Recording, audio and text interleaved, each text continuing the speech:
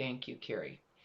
Gratitude no longer as a practice, which we've now done for quite some time, several weeks, transforming that practice now, which is the point of practice, right? Any practice, into a quality of being.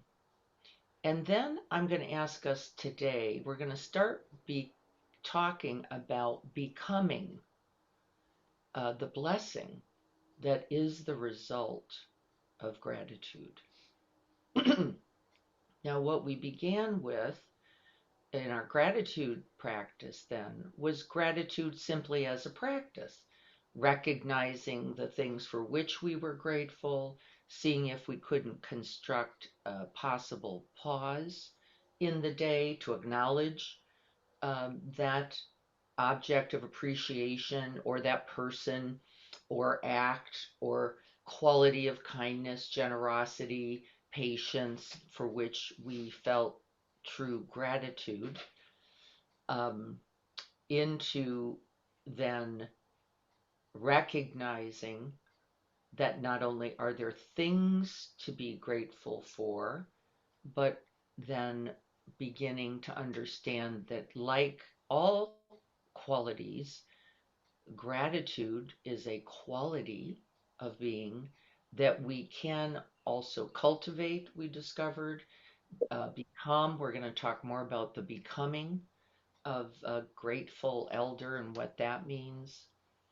Can you see the movement from that which is more maybe external, right, at its beginning? It's appropriate, by the way, to becoming more integrated, somebody might say, or internalized in psychotherapy and Western psychology. We could use words then like introjected, that which was once outside, now becoming that which is inside, and then an indelible, we might say, essential, non separate part of oneself. So we began gratitude like that. And then, as a result of, I think, Jim and my visit to Tassajara, I couldn't have understood. I knew the topic would be interesting to Jim. Not me, but really Jim. Um, I was like, yeah, you're just gonna like this. He likes death. He's gonna feel pretty cool about aging and interconnectedness. We both certainly connect. I had no idea really, and I didn't particularly love. I don't want to say I did the teachings because they were very factual. It was quite didactic at points, and I don't want to say that the didactics were that fascinating for me. I didn't actually find them that way at all. I kept going, I actually kind of know this. But what did was its result was truly a transformation. Uh, Probably from being at Tassajara, and then probably from this complete openness to the realities of aging, and then also my openness to all the places I really wasn't open to aging, uh, or was bored by the conversation, or right, nah, really, um, recognizing my aversion and some resistance to the reality. Very good news, because I don't think much about aging. Until, of course, my injury and then my surgery. And then the reality was the realities of all of these things, of gratitude for others, their genuine care, their skill, their regard, their uh, genuine wishes, helped me, and I talked about this, realize that the reality of interconnectedness was so much deeper than a concept. It was the only way we can be in this world. I got very clear about that. And gratitude, naturally, its result. And then the aging part began as I recognized that what I had imagined would be a return to something else back there. No, uh, there was going to be no go back. It doesn't mean I couldn't walk as well, right? It wasn't going to be about the function of the hips or the legs, or wouldn't be how many miles I could walk. Again, may or may not occur. Really, more and more becoming less and less the point. What had been transformed was certainly much larger, which is my recognition, and then my acknowledgement, and then my appreciation, and then my resting in the essential truth that whatever my legs are doing or not doing is actually still not quite the point. Because even if they work today, even if they work the way I most would like them to work, this is not the point of my life stage. And interestingly, though my sons, I would say, would be concerned about my well being or my health, right? They certainly, family would want me to be healthy and not in pain. Certainly, I don't know that anybody was concerned about my 1, 2, or 3 mile time. I don't think so. And then I don't think they were really concerned about my hips beyond, are you okay? In acceptance, allowing about that. And what I got very clear about was that the way I was being with the surgeries, the hips, was actually the point all along. I didn't get it at all at first. The way I was actually being, my acceptance about the reality. This is just a part of what happens. Uh, it may or may not go well. It really, again, not so much the point of me, but how do I then uh, support the Dharma, number one, and then two, what do I want to have grow? What do I want to communicate? What do I want to um, project to my as a way of being to my sons? Like this is life. It's going to happen. It's not the bad news. It just is. Well, it's pretty inconvenient. There's a lot of appointments, and we're pretty lucky that we have access to all of this. So we have to also cultivate a certain gratitude, even for the possibility and the truth that aging is inevitable. But today I want to talk about something beyond aging.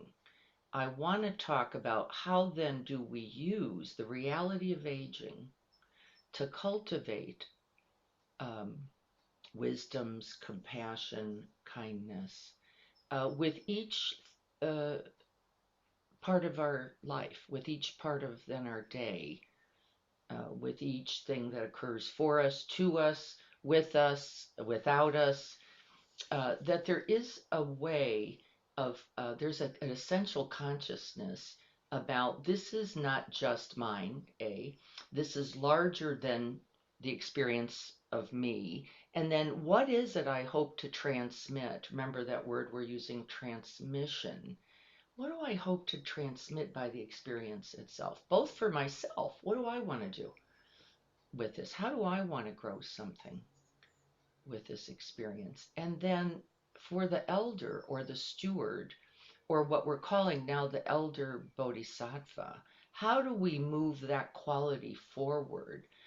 Like ripening fruit, I'm going to stay with that metaphor, that doesn't actually drop to feed itself at all, does it? It actually is there to nourish, nurture everything else, including the ground it falls on, right? Don't we know this? The reality of that? That the fruit dropping actually does something for the very soil, by the way, it drops on. It also does something then for anyone who can pick it up and with enough wisdom recognize that there's something nourishing in the fruit itself. Beyond that, the seeds that are then in the fruit and how that propagates something well beyond the presence of the tree, right? The tree is the tree, perfectly, beautifully tree. We're going to use that metaphor. continuing to use it now as a garden that we are cultivating. And of course, that would be an easy one and a pleasant one for me. But because we sit in a garden here, right, we have the Dharma teachers, I would say, then, don't we, all around us? Often, I think, not recognized. We think it's beautiful, certainly, and we love the flowers and the birds. But do we recognize that this is a part of the teaching, probably well past any of my words about it, that it is itself um, offering continuously, just the oxygen that is offered, right, by the plants, and without a kind of showy, here I am doing it all, folks. Can somebody recognize or acknowledge me? Um, so I just want to start there. Carrie has to go soon, and Carrie, there was a poem that was in day 80. Today's 88. It was 86 or 87, Carrie. Yeah, Uh, yeah. 80, maybe yesterday.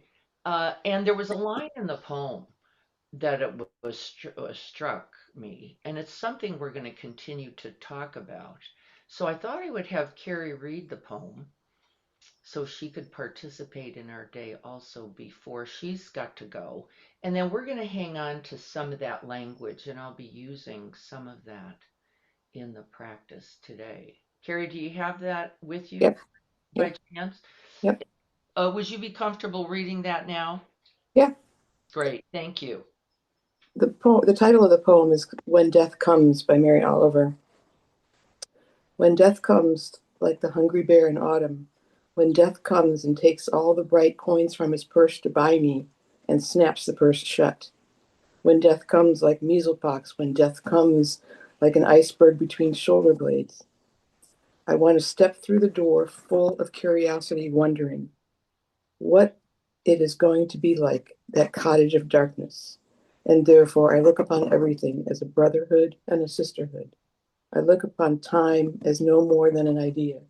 I consider eternity as a possibility. And I think of each life as a flower, as common as a field daisy, and as singular, and each name a comfortable music in the mouth, tending as music does toward silence. And each body of lion, a lion of courage and something precious to the earth. When it's over, I want to say all my life I was a bride married to amazement. I was the bridegroom taking the world into my arms. When it's over, I don't want to wonder if I have made of my life something particular and real. I don't want to find myself sighing and frightened or full of argument. I don't want to end up simply having visited this world. Could you read that last line again?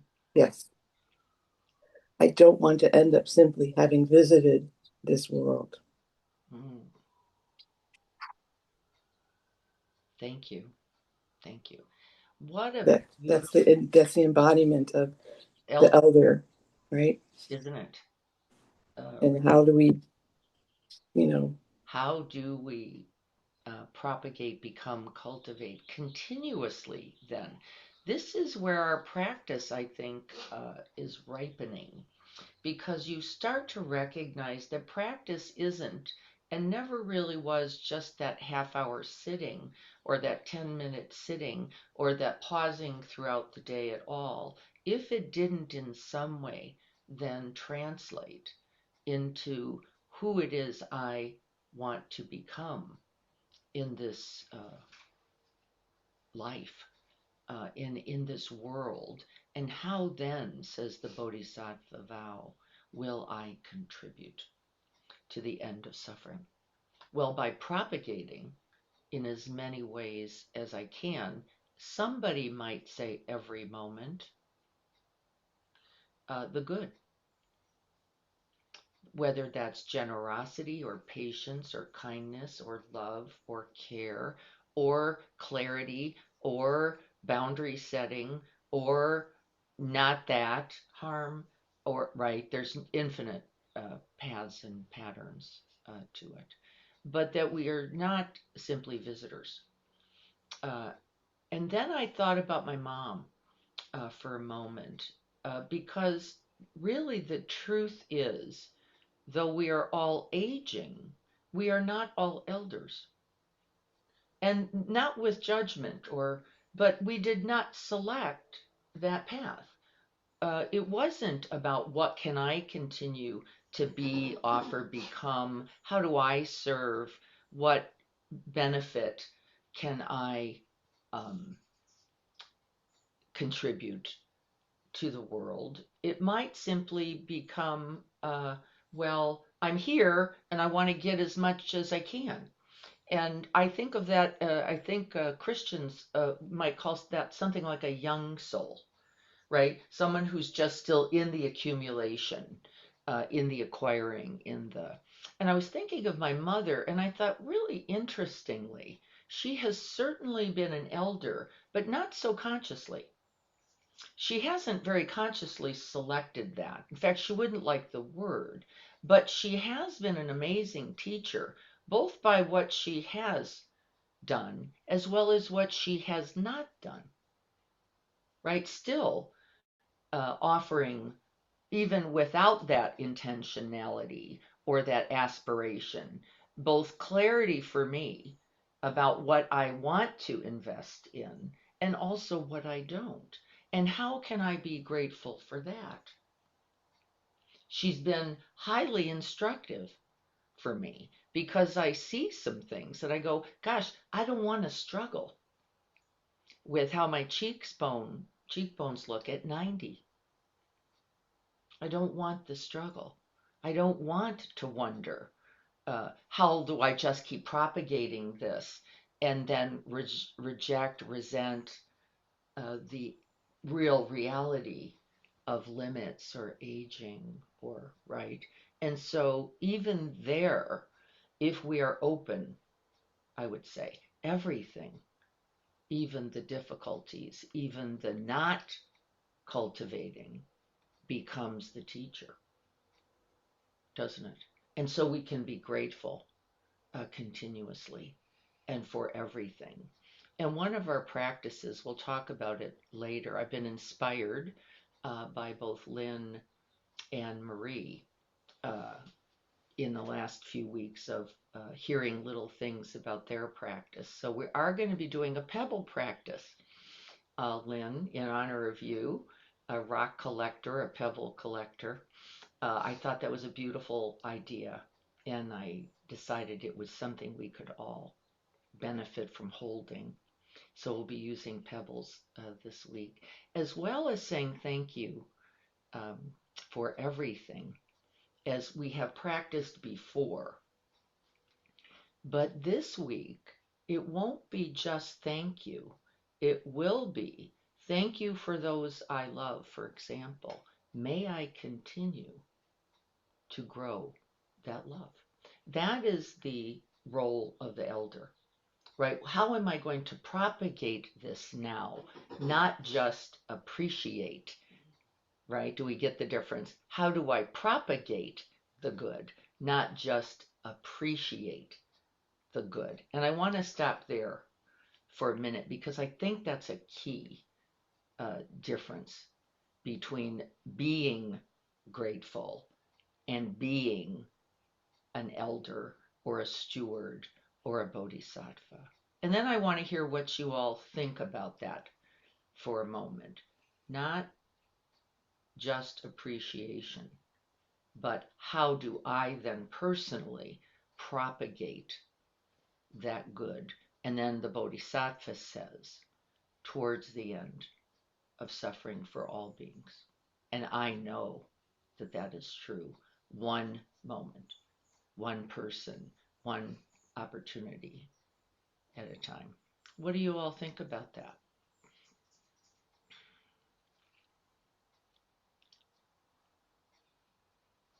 My experience has shown me that naturally, the more that I actively draw up gratitude for anything, one, it does grow more gratitude, does grow more appreciation, but then it just naturally, I act more kindly. I am more outwardly trying to make someone else's day, even with, again, a smile, a compliment. So even without trying, it has naturally just blossomed that capability or skill. Quality. Could everybody hear Libby? Not exactly. Anybody else? Libby said just the trying to be a little more grateful has really, beyond gratitude, grown other possibilities and then realities for her, like being kinder and then being more willing to risk. I think I heard you say being kind and taking actions, actionable in relationship, forming relationships with greater acts of care, kindness, appreciation. We were shopping for shoes. This is something about Libby she doesn't know. I remember. We were in Vegas because what do you do in Vegas? Oh my God, it's a whole other Dharma talk. And yeah, uh, and I'm trying on shoes, and I get my shoe back on, but I'm gonna have to work to tie the shoe. And Libby just bends down and ties it. And I thought, oh my gosh, uh, she just saw the difficulty, or even maybe anticipated it. I don't know that I was really struggling quite yet. Yeah. And she just bent down and tied it. And I actually just looked at her there thinking, oh my God, there is going to be a day where she's probably tying my shoes. I mean, a day where that's all that we're doing, that I'm not bending down to tie my shoes at all. And I could feel the gratitude for that, as well as the just joy in it, is that there's someone in my life who might actually tie my shoes. And how lucky am I? Because not everybody has that, right? Either. And so thank you, Libby. I said thank you at the time. I don't think she uh, remembers any of that. And so, what else? What do we know?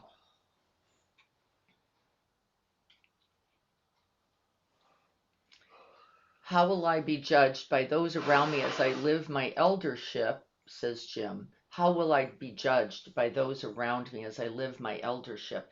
Yeah, what about that? What about that? And is it relevant or not relevant? Now, by the way, I would say the real truth of this is how do I judge myself in relationship to my eldership? And then, really, maybe, though you wouldn't want harm to be its result, for right, it wouldn't be your aspiration. But whatever anyone else thought about it or didn't think about it, simply opinion, how it actually was, however, in the way of benefit, um, I would say might be relevant. And I do also believe I am, especially with my sons, Jim, I will say, propagating a certain requirement of them that I'm not sure they do like. Exactly. I am actually suggesting step up a little more.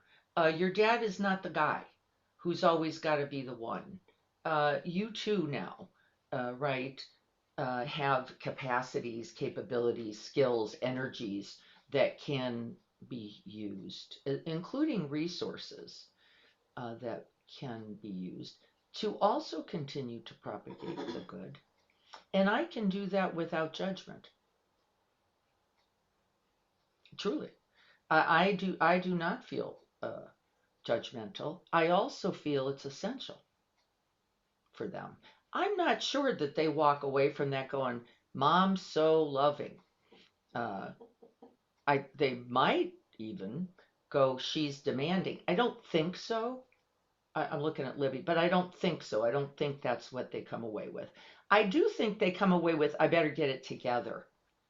I do think there is probably a quality.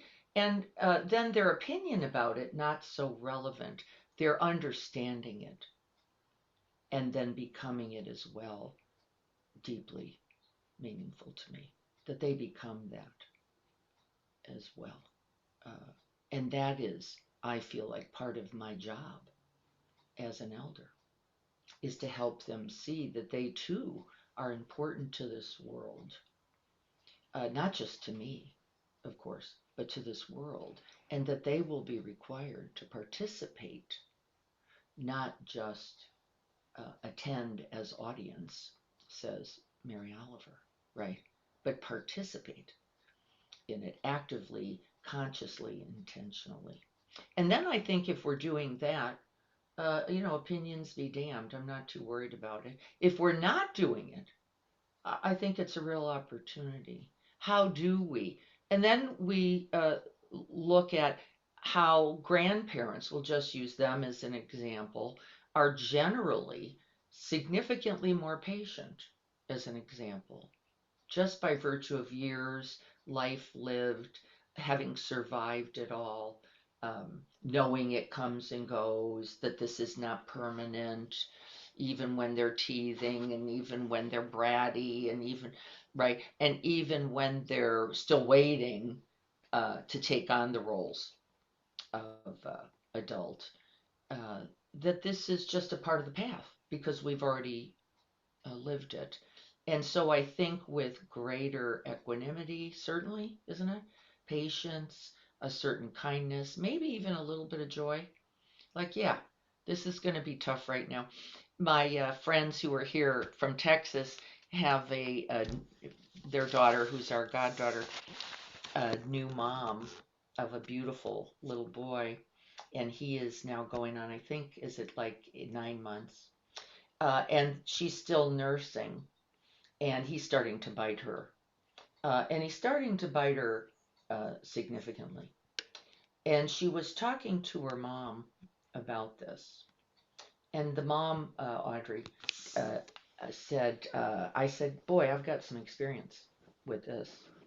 I want to uh, share this with her. And she was very open. And I said, this is the beginning of the end of nursing. And you get to grieve it, you get to, right? And you will do all the right things to try to encourage him not to do that. And what I want to promise you is he's not going to stop because his mouth is ready to chew, actually. And that's not a bad thing. That's actually a good thing, though it's hurting you.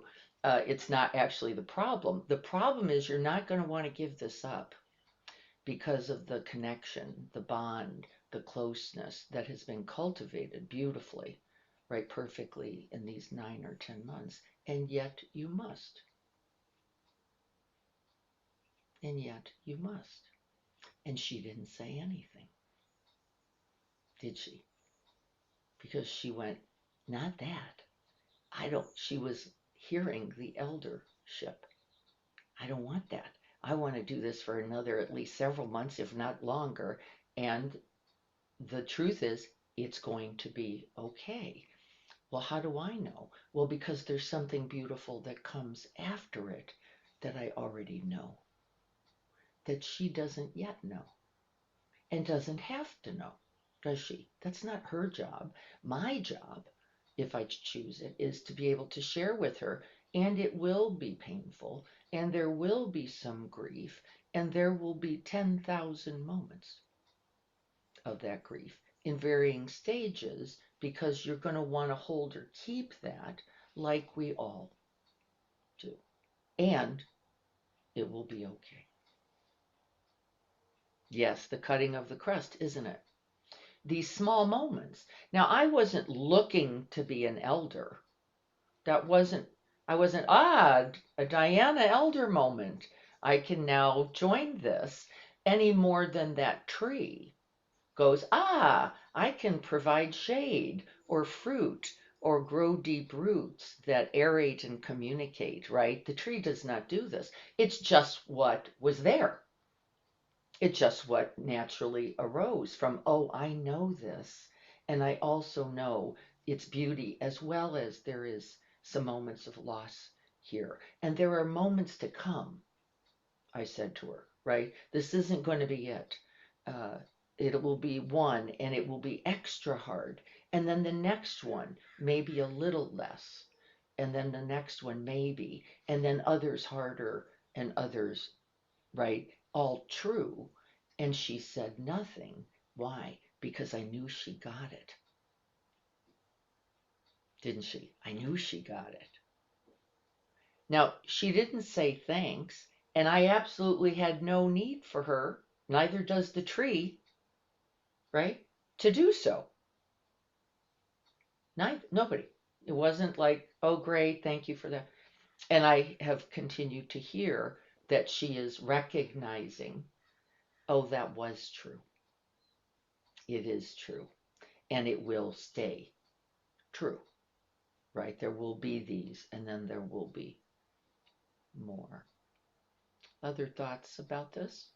As we're looking, we're going to be practicing with identifying an elder and also an elder moment as ours.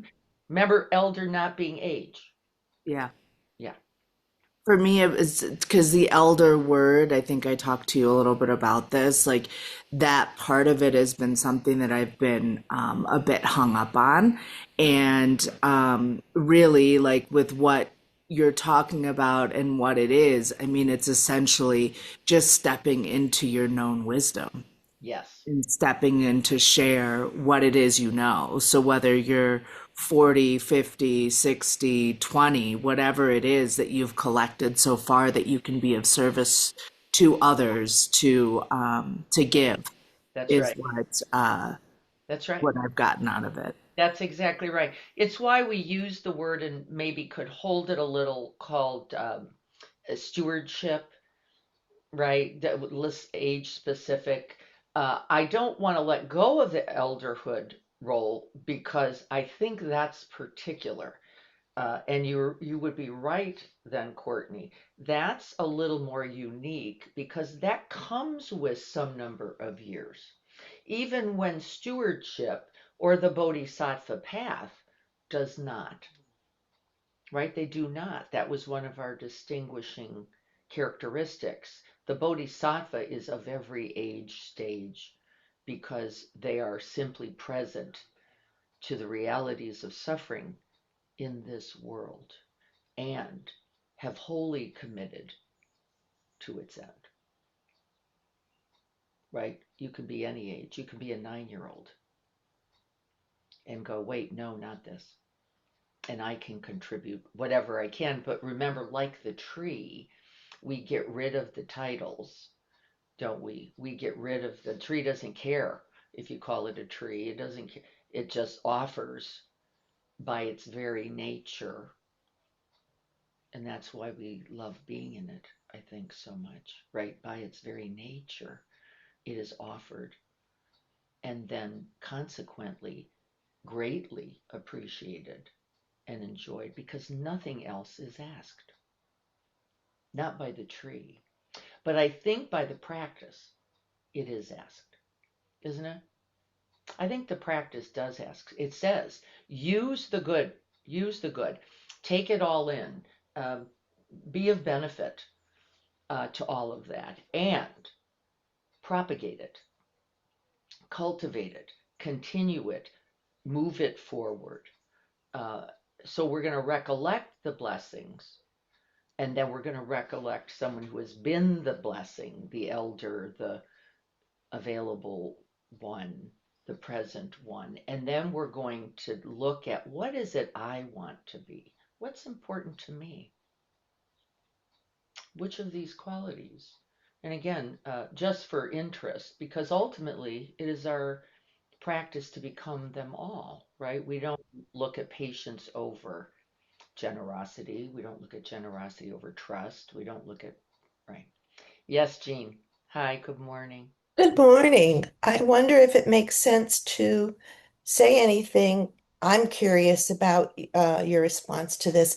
I had a beautiful 3.5 years in Ohio being the matriarch, the elder to my daughter in love and her 19 and 12-year-old daughters.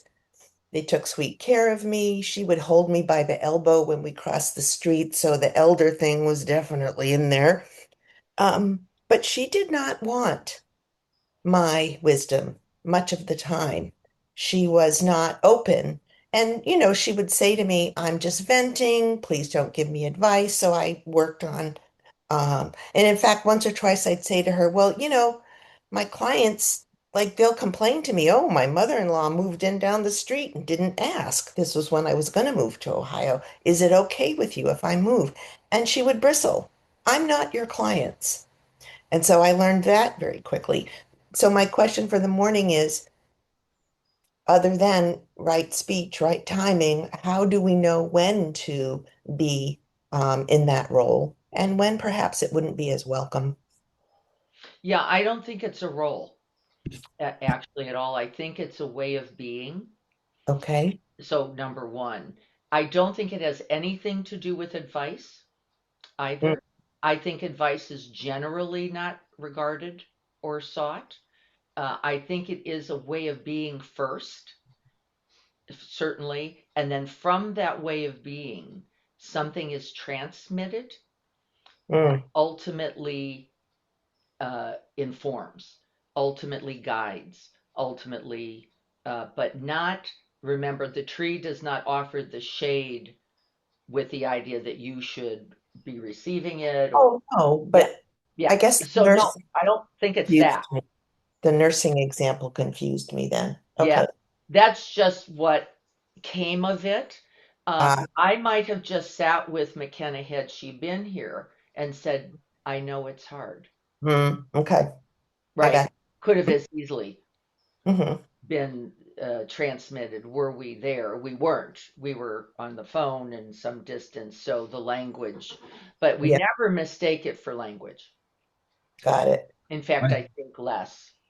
I think it's tricky because I can add a little bit to this because it's tricky with your children and because they've got this history and where you can see something and you want to be a benefit with them and they take it as you once again telling them what to do. Yeah, Yeah. And I have my yeah, son is, yeah. I mean, he's much better now. I mean, and I'm very careful about it. I try not to make it sound like it's advice or whatever, but he can still take it the wrong way. And Yeah. so I just have to, it can be tricky with people that you're close to. I think so. I think this is a beautiful part of our conversation because I don't think it's languaged. I don't think it's advice giving at all. I don't think Yeah. wisdom is truly transmitted through anything one says. In fact, everybody, the truth really is throw every single one of my words out. And I'm not kidding, am I? I'm not kidding. If you don't get something else from a quality of being, then there is no dharma in it. And it doesn't mean we don't give advice either. I'm not saying that. But that's not the definition of the elder. It is a way and quality of being that's been best represented. It's why my sons could hear me, in fact, say, your dad does a lot. Yes. He does a lot every time you're here. Yes. The exchange is now an opportunity. Yes. Yes. Okay. I guess that's true. I think it's also on the same topic. I was thinking of the same thing before Jean started talking about it.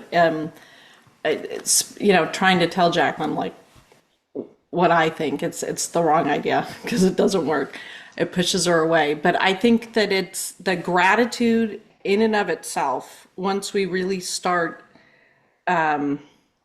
appreciating the gratitude and living with gratitude, it becomes contagious. And because it's first, as we know, like, we have to work on ourselves and be happy so that it can become contagious and it spreads naturally. And then it's leading by example, like you're saying, not with words, it's by example that things are truly learned. it all kind of ties together with the elderly, just, I think, coming into a state of grace and peace and just living that gratitude or gracious life, I guess would be the right word, Yeah. gracious life that exudes gratitude and happiness in others, because it is, again, so contagious. So it becomes a circle of gratitude. Goodness. Yeah. Of goodness. But more importantly, it's the channels. You have to cultivate these channels. Yes, And the like relationships are key. spirit, yeah, And being it is yeah, the beginning of that relationship. yes, and the spirits have to work Right. through you, and it's that reciprocity. So that's what I'm dealing with my son, of course. That's right. You're just being love, Dennis, for your son. And you have heard me offer that to you more than once. There is nothing to ask for, really, right? The tree does not ask for applause. The tree is simply the tree, which is why we love it so unconditionally, because it doesn't ask anything. It simply offers in its quiet way. And if we have a life, and we continue to cultivate a life, don't we, of gratitude, equanimity, kindness. We do it. We're doing it together. This is the beauty of the circle of our Sangha, is to communicate with each other about where is it most important? Where do we realize this best? Is it in any advice giving? Certainly it is not. Often, I think it probably is in what is less said than what is more said. Doesn't mean we don't say it, right? That's not And the thing. Yes. this is Marie. At my dad's celebration, one of the things that I said in my talk was my dad did not tell people what to do. He showed them how to be. Yes. Right? And it matters. And it matters still, Marie, doesn't it?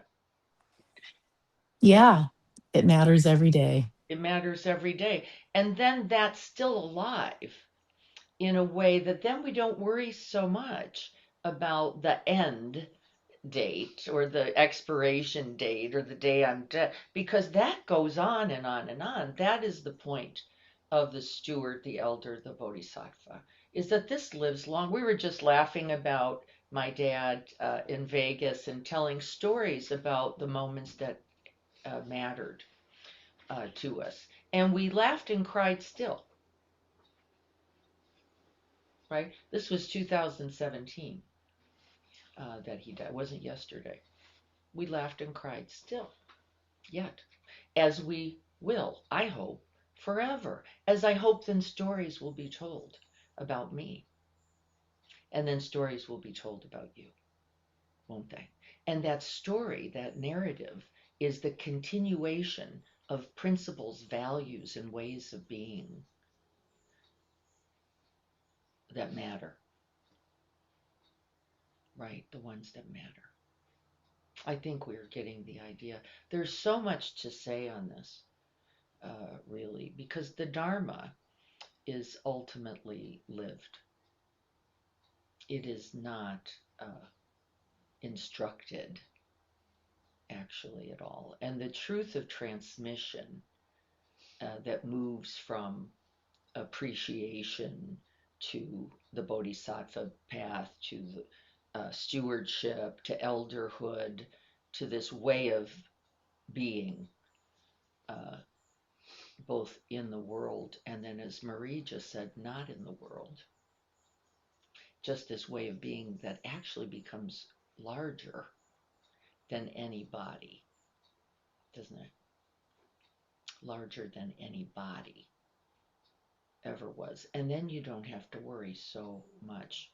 Because we worry, I think, about will my family be okay? Will my, right? And the answer is, of course, they will, if you have lived consistent with those principles, with those values, with those ways of being, I think is probably in some way the most relevant for me. I want to get to our practice because I do want to talk about our practices for the week. Thank you for that conversation.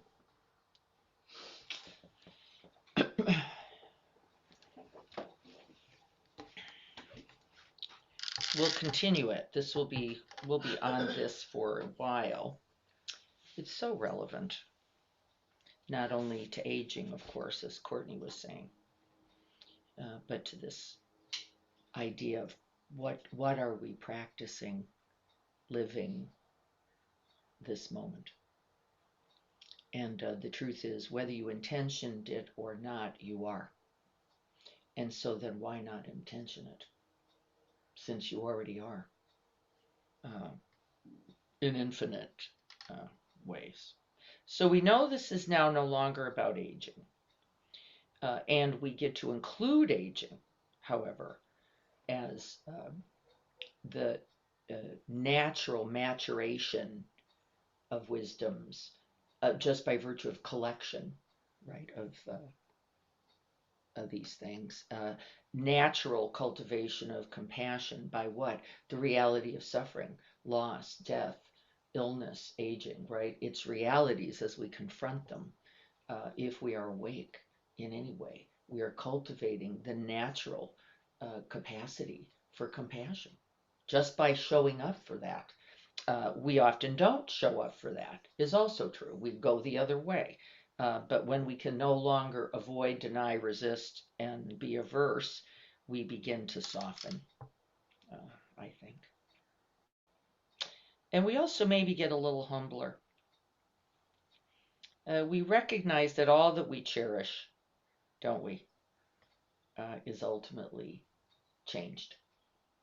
And so then what stays since that continues? Well, those qualities, that transmission, the word that we're still struggling with, I think, a little bit, that way of that person being, as I said about my grandmother, it was her cutting the crust off my toast with such ease.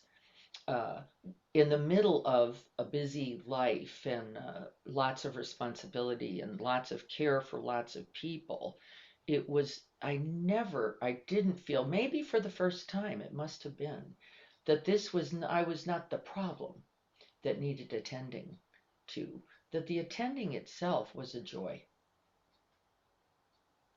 Probably my first experience that, oh, this thing of caring for others doesn't have to just be work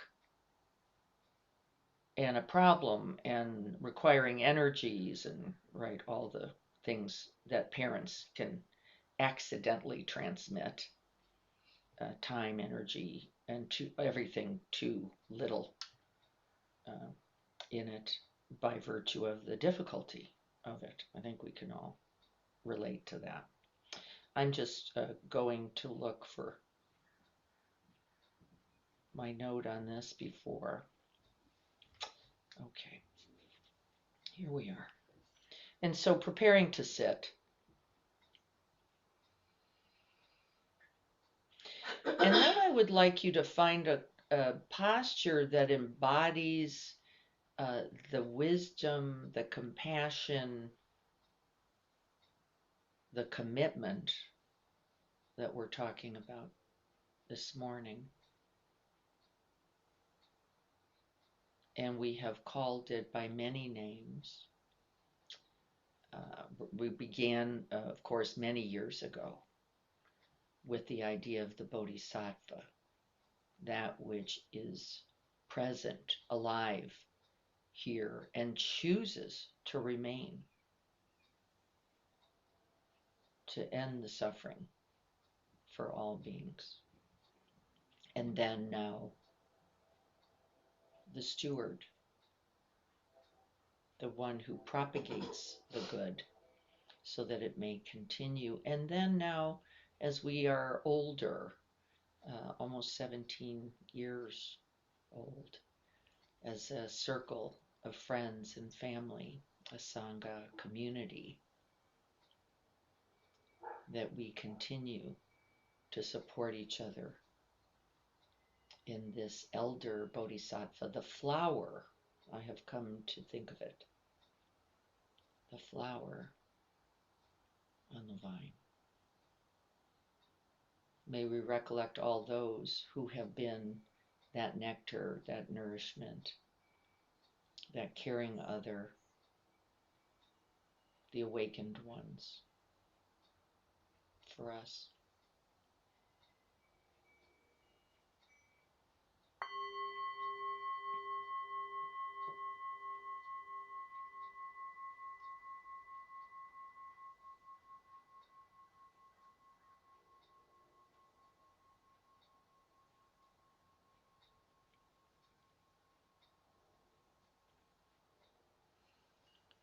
So just settling into the body, allowing it to naturally settle.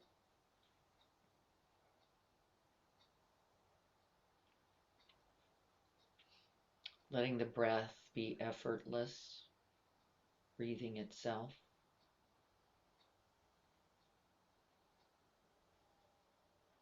And continuing this contemplation for a moment. We just honored all those beings who have contributed and impacted us, but I'd like you to call one to mind. Just one.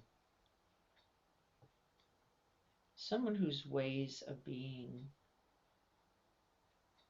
had impact, value. Somebody, some person in which you saw not only their goodness or their wisdom, because this is not sufficient, but you felt the capacity of your own through them. You saw not only their goodness, their wisdom, but the potential, at least, for yours.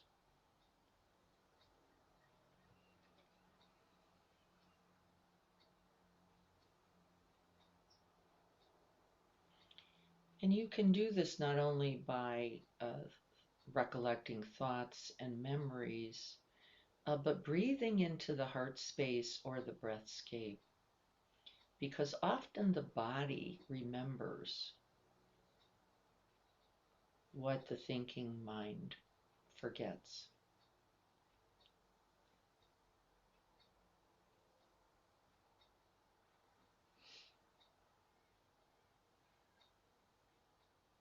It will feel like a moment of care, of presence, someone truly available, not because of what they're saying,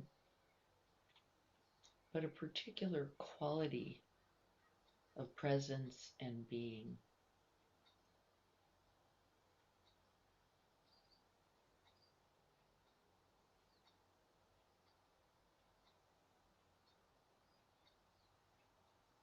Remembering that they could be any age at any stage.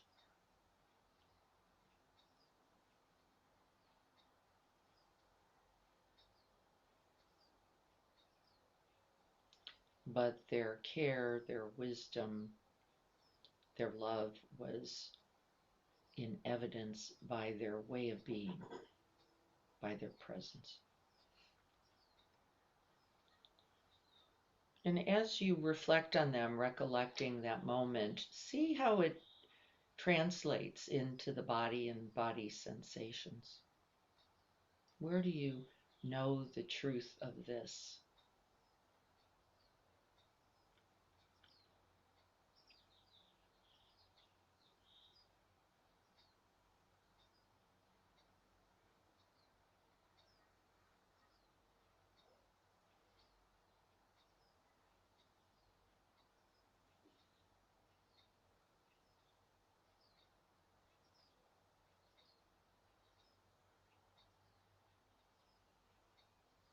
And then I'd like you to reflect on how were you impacted by that experience?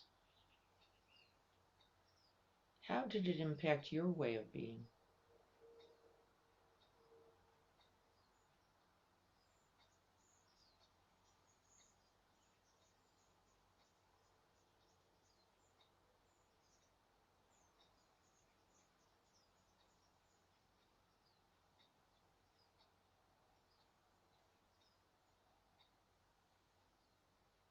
Did you become kinder, more patient, more fearless, more loving? Was there a quiet transmission that simply informed you, transformed you?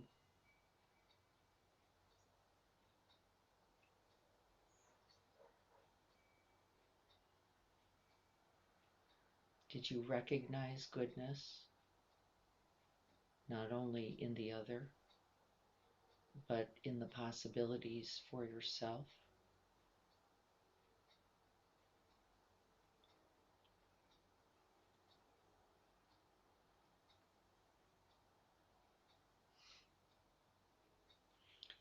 We simply get to invite the questions. We are not seeking answers, but certainly more directly a felt sense.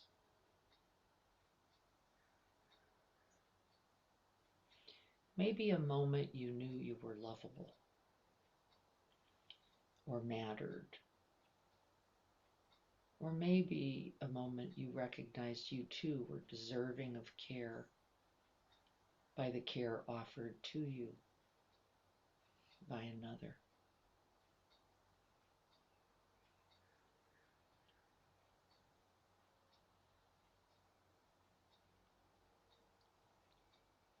And then that inquiry, like, who am I becoming as a result of that transmission, that contact, that experience? Who am I becoming?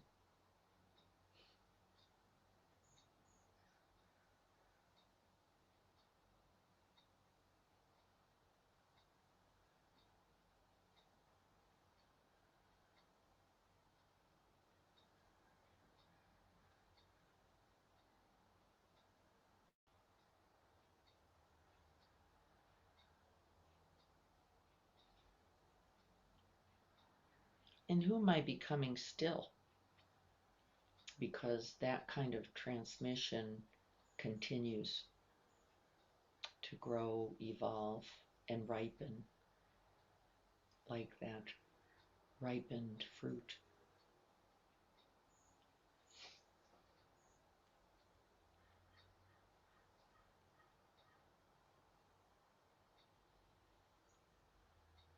What has already been ignited in me that is now continuing to grow and ripen? What qualities are these?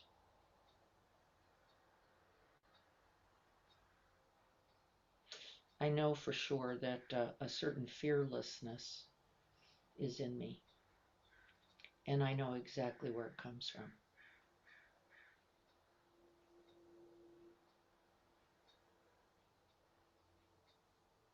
And I am grateful for that love expressed through courage.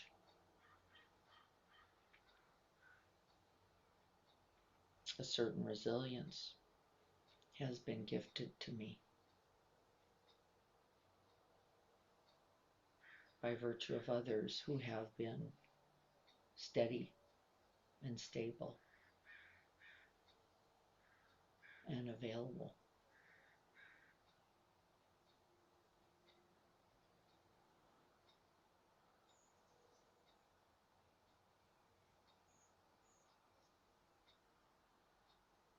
This wisdom does not grow in a moment, but over a lifetime.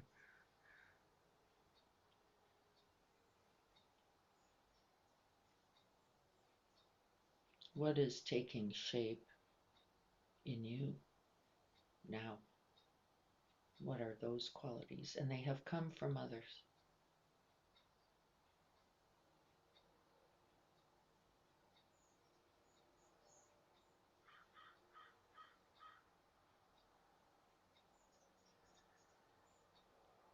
And can we feel the gratitude of this, of these offerings that often have looked effortless, but must have been intentioned? Remember, this care, this love, this goodness always comes with intention because it is easier not to be it.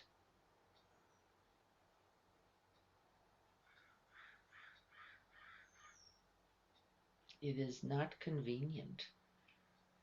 It is not always simple. It requires something of us as it continues to grow and ripen.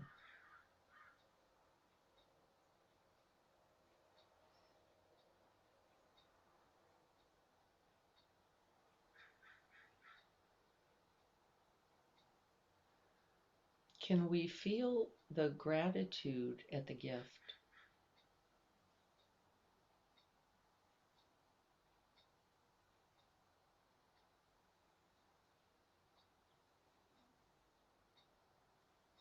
That has been offered to you by that transmission? And then can we be grateful for now being gifted that and becoming ourselves the gift and the giver? It doesn't stop at being gifted. It continues. Life continues to ripen us.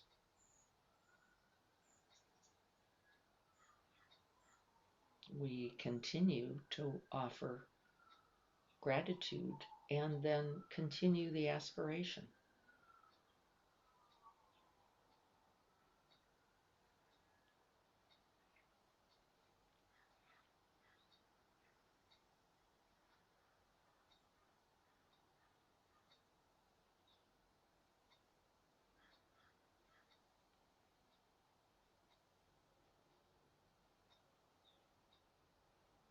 And so, in that vein of already being the gift and the giver, can we reflect on what we have already cultivated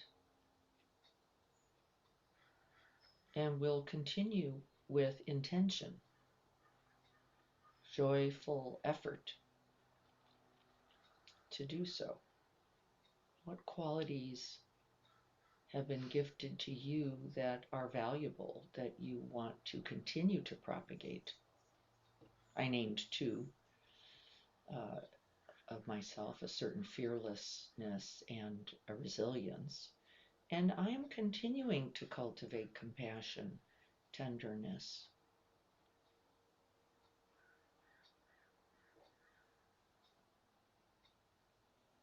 a care known through presence.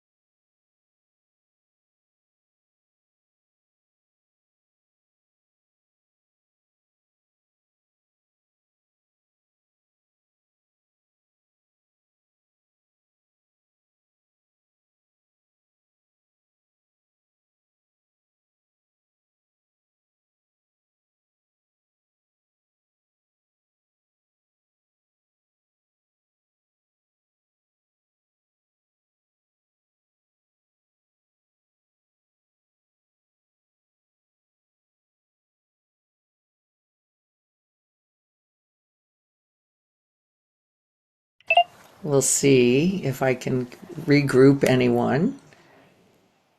Otherwise, I will send the practice instructions and then hope that everyone. My computer just died. We don't know why, because I see that I'm not totally out of battery, so it wasn't that. And who knows? I cannot say. Participants, I can't see you guys. I'm hoping that you're there. Can someone let me know if you are? This is Diana, we have Renee, about, and yeah, I'm here. we have Okay. about 12 people with us still. Okay, we Yeah, I was lost gonna a say. couple. Sorry, I have no idea what happened except that I didn't get quite near the end of the practice, I think. No. Does it? Not quite. Well, good, good enough, probably. I trust whatever got communicated. But I want to talk about our practices. And so that's actually very important to me. So I'm going, and Lynn, will you help me by letting me know that you can still hear me? Yes, I can hear you fine. Thank you. Thank you. We If did lose your visual just now, but that's okay, we can hear you fine. more importantly, I want to make sure that you can hear me. And I'm going to see, it just won't let me, my computer's not letting me sign in right now. So I'm not sure I can do this. But the practices are actually quite important. Here we go. I might be able to get on. Let me try one more time. And I apologize for this. Let's see. I think I'm going to be able to do it.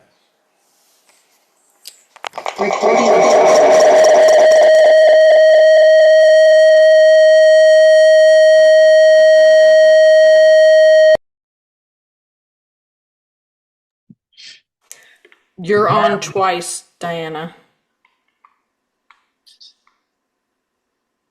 There we go. Unmute.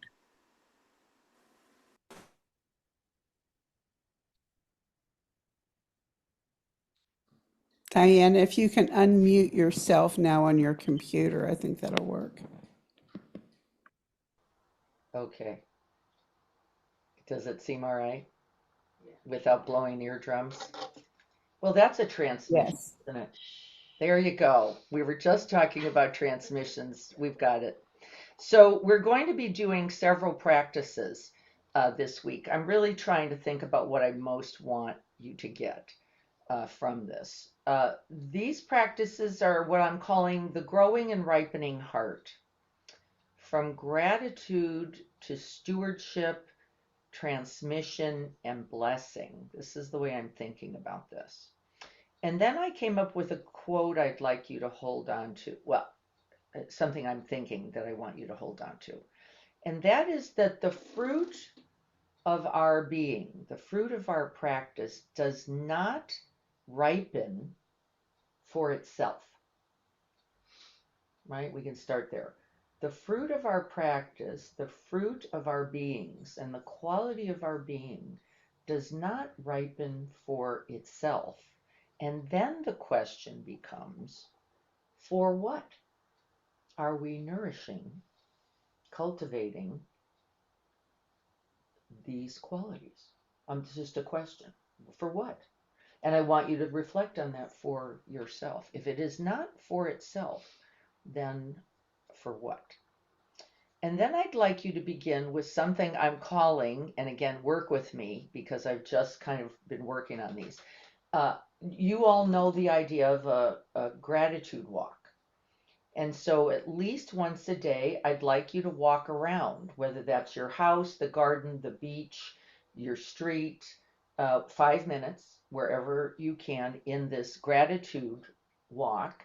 Everyone understands what that is, right? We are grateful for and appreciate the things, the beauty, the connections, the cultivation of things, someone else's beautiful yard, someone else's care in their home, right? Maybe moments in nature. These all naturally happen. And I want you to be saying thank you. Thank you. That beautiful flower. Thank you. That person who cares well for their child that just walked by. thank you, right? So these thank yous are essential to the gratitude walk, but this is not its end. There is something I'm calling a steward's walk. So after the thank you, the question is, how do I propagate that goodness? You get the idea? That's the steward's walk. That's the elder's walk. How the gratitude there, and then how do I propagate that? How do I propagate that mother with her stroller, caring attentively for her baby? How do I propagate that? Right now, how do I propagate that? And then how do I propagate that beyond now? Right? Two inquiries. First, the gratitude, thank you. And then, where's the stewardship? How do I propagate this good now? And then, going forward. That is the inquiry of the elder. Does everyone understand that so far? I've really tried to parse this down so we can understand the practice. I want to make sure we get it. Is everybody getting it? And then Diana, is there an answer to that question? And is the answer that we look for opportunities for kindness to? I would say kindness might be one of the qualities, but it wouldn't be the only. What else might it be? Might be acknowledgement, Lynn. So maybe the only thing I'm going to do is say to that mother, I so am enjoying your loving care of your infant. Thank you. Now, by the way, the work is not just the thank you. It's how do I help her know that she is now cultivating a way of being that both I appreciate, see, and want to continue to propagate. Remember now, and then, well, what's beyond now? Well, if I didn't hold her in it in some way, maybe by a smile, right? We're saying language is not always it at all. Maybe by a natural bow, which I tend to do to mothers, right? I know the work of this. I know the beauty of this, right? But how are you doing it is the inquiry of the steward's walk. How are you cultivating, celebrating, and propagating that goodness that you see as after you have acknowledged it? So that's number one, the steward's walk with thank you. Thank you. And then thank you can be out loud, it can be internal, there is no demand for that, but that you acknowledge the gratitude of that. And then the second is the bowl of ripening, and this came from Lynn. You're going to find a small bowl and put that somewhere near an altar, your bed nightstand, a place, your desk, maybe at work or at home. And then every day you're going to find a pebble. Every day you're going to find a pebble. The way I've heard about it is collecting pebbles, and I don't like that idea. I like your discovery of this. How did you get to that pebble? Why that pebble? What was happening that you even noticed that pebble? You're going to pick that pebble up and you're going to carry it with you for the day. Okay? You're going to carry the pebble with you for the day.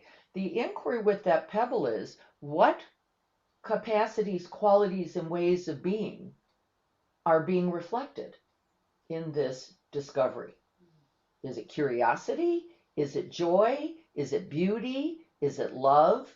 What is it? Is it rush? Right? What's happening? And what am I propagating? Am I just picking up the pebble because I was given an assignment and I got to get one? And so what am I cultivating? Right there. And then at the end of the day, after holding that, I want you to look at what is it I have propagated and what am I moving forward. And then I want you to put that pebble in a bowl, the bowl for the week, right? Those who will be here on Saturday, I'd like you to bring one of your pebbles. I want you to bring one. We're going to start a Sangha bowl. We started with our Don't Be an Asshole jar. This is a continuation of that. But this is going to be qualities, capacities that are going to represent something about this transmission, this holding, this quality of being that we're going to make conscious, because that which we do not make conscious is guaranteed to die. Right? It is guaranteed to die. So we're going to do that with the pebble bowl. Everybody get that? Do you have any questions about that? Finding the pebble, checking in on what qualities are available to you, focusing on one, seeing how we cultivate that throughout the day, holding the pebble in our pocket, in our hand, however you do so, putting it into the bowl that you have available in the evening with acknowledgement, gratitude, appreciation, and recognizing what have I been cultivating with this patience, courage, humility, forgiveness, kindness, joy, right? Whatever those qualities, non-judgment, whatever those qualities are. Any questions about that?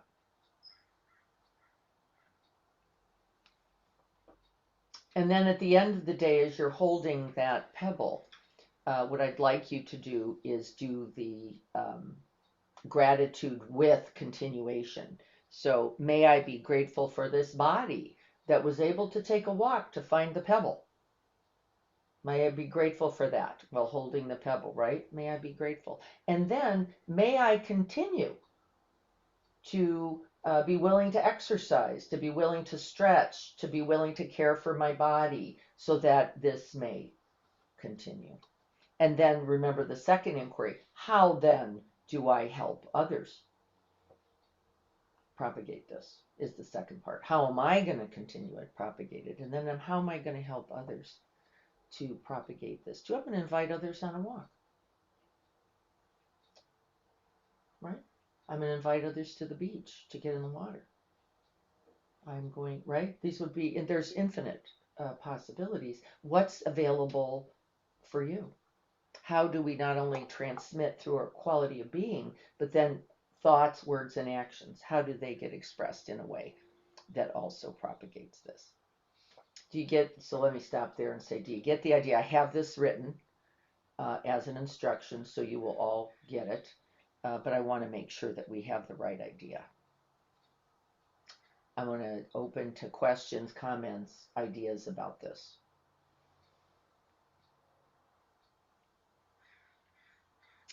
What am I feeding? What am I nourishing? What am I becoming? Is the single inquiry. What am I ripening? This day, this moment, this life, right? They're all particularly relevant. Okay, I'm going to check chat just to make sure we're all right. Yeah, Greg noticed I wasn't in the meeting. Yeah, I'm glad you caught that. I'm transmitting something anyway. Questions about this? So the steward's walk, I'll send the instructions. The bowl of ripening, I guess I don't know what to call this, right? But we're doing the gratitude walk before the steward's walk, or we're combining. They're the combined. Oh, the gratitude okay. and the walk and the steward's walk are the same. Okay. One is just being grateful. Okay. And then the second part of that is how do I propagate this now? Okay. And then how do I propagate this going forward with an actual, a little conscious intention in it. And then the bowl on the walk, you likely, 5-minute walk, you could likely, if you did it outside, find a pebble. And what was being cultivated, transmitted there?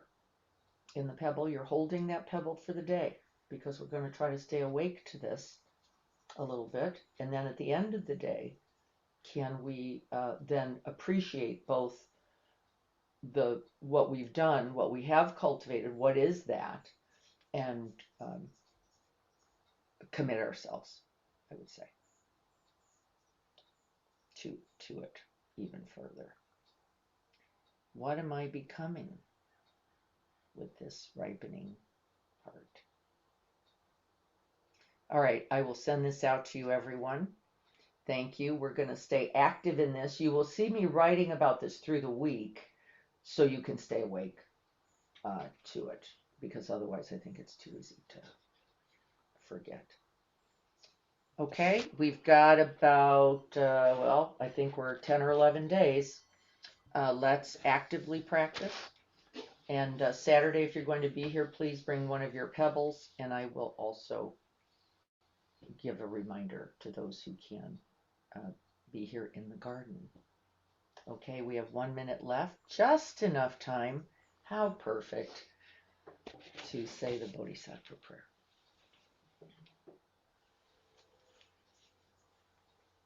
And so resting the eyes and placing the mind in the Bodhisattva heart, that heart which is yours. Seeing if we can't make contact with that Buddha nature, always right here.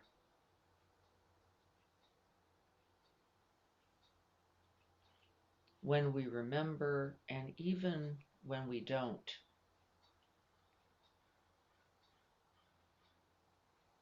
And then we awaken once again.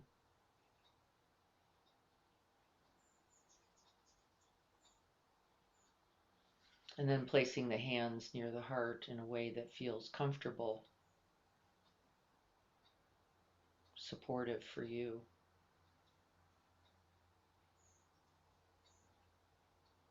And then offering these heartfelt words.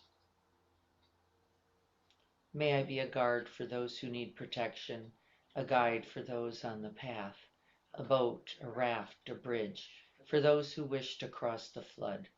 May I be a lamp in the darkness, a resting place for the weary, a healing medicine for all who are sick, a vase of plenty, a tree of miracles.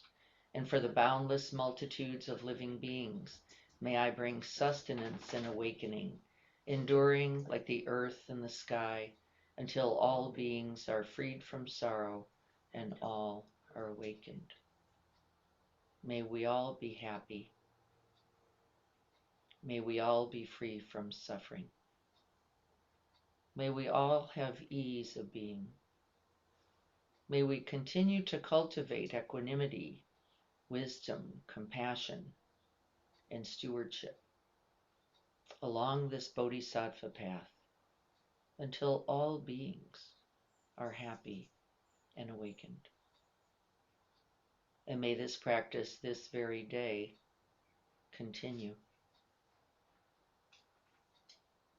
And may it contribute.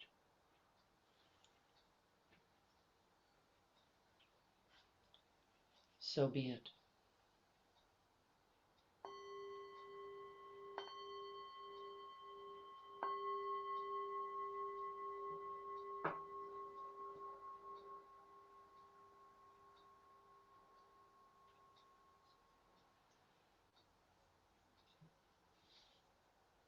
Thank you all. Blessings. And be that blessing for this week.